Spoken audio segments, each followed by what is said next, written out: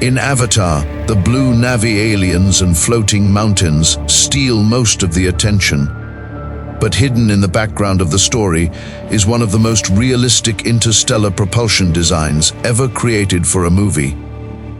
James Cameron and his team didn't just invent a random FTL drive. They built the ISV Venture Star and its support craft using ideas that real physicists have actually discussed as a real possibility. This makes Pandora feel less like a magic sci-fi fantasy world and more like a place humanity might actually reach one day if we can solve some significant engineering problems. The main ship is the ISV Venture Star, a massive interstellar spacecraft that carries people and cargo between Earth and Pandora.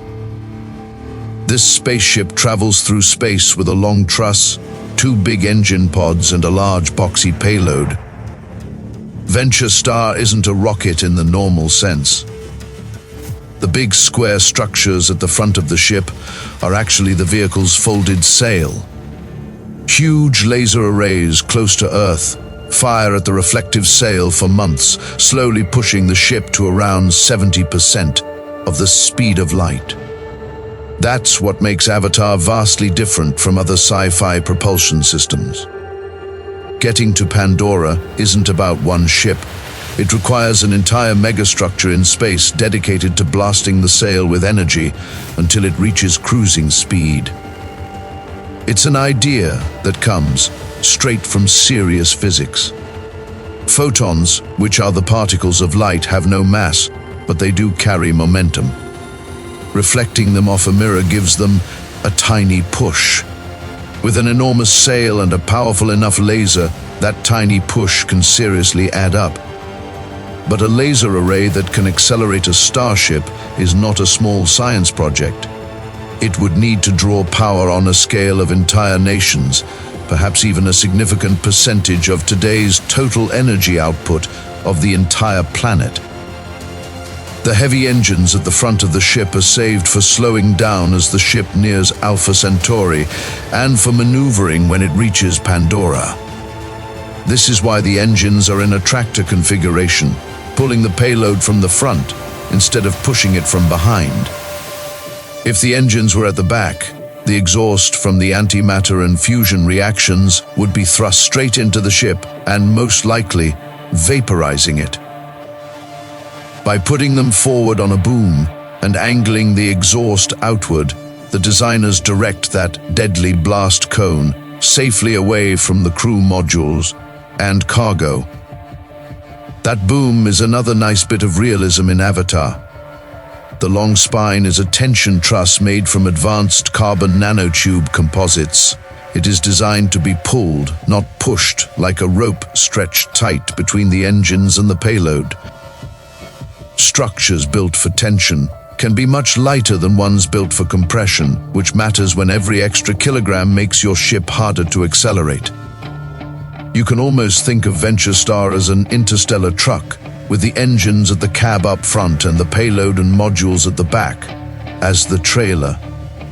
The engines themselves are a hybrid of matter-antimatter reactions and fusion power. In real physics, antimatter is the ultimate rocket fuel. When normal matter meets antimatter, they annihilate each other and turn almost completely into energy. Tiny amounts would be converted that would release an insane amount of power, far more than chemical rockets or even a fusion reactor. Cameron's team didn't ignore this fact. In the lore, humanity produces antimatter in orbit around Jupiter using huge fusion-powered factories, then loads it into Venture Star to feed its main engines. Fusion reactors generate energy and increase thrust by superheating the engine's propellant. Running engines and fusion reactors that powerful brings up another major problem that the design of the Venture Star quietly solves: waste heat. When you are dealing with that much energy, everything on the ship would eventually overheat. In space, the only way to dump heat is to radiate it away as infrared light, which means you need very big radiators. Many of the fins, panels, and struts on Venture Star can be read as radiator surfaces, spreading hot coolant out so it can glow its heat away into the void. It's not flashy, but a real ship would absolutely need something similar, or it would slowly cook itself to destruction. Another threat comes from outside the ship. A 1 milligram grain of dust hitting the spaceship at 70% of light speed would be equivalent to about 8.6 tons of TNT. The interstellar medium is thin, but it isn't empty. The Valkyrie Starship concept that inspired Venture Star includes sacrificial shields and dust bumpers at the front to soak up those impacts before they reach the important parts of the ship. The Avatar movie design hints at a similar protection system, with the light sail doubling as a kind of shield during acceleration, and various plates at the nose guarding the more fragile truss and payload. The movie also acknowledges relativistic effects. At around 70% of light speed, time dilation becomes important. Time for the crew on the ship passes more slowly than time back on Earth.